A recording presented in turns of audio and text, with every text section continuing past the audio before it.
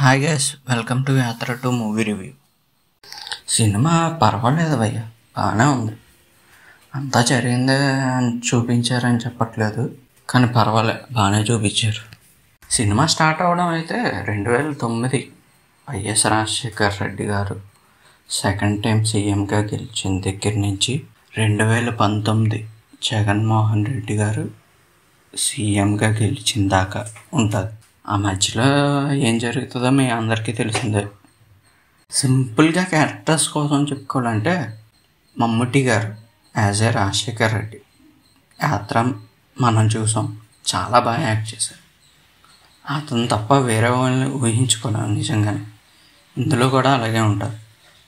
తర్వాత జీవ as a Jaganmohan Reddy గారి కింద పర్వాలే, బాగానే ఉంది.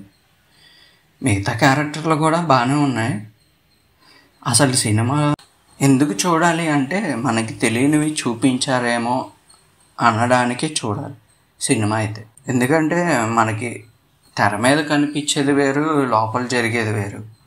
అది సినిమాని నిజ జీవితం, అందుకే సినిమాకి వెళ్ళాలి. డైరెక్షన్లో అయితే నాకేమైనా పాయింట్లు లేవు భయ్య, అంతా బాగానే ఉంటుంది. ఎక్కడ సినిమా బోర్ అనిపించింది, ఎందుకంటే అది సినిమా కాదు కదా, నిజం కదా.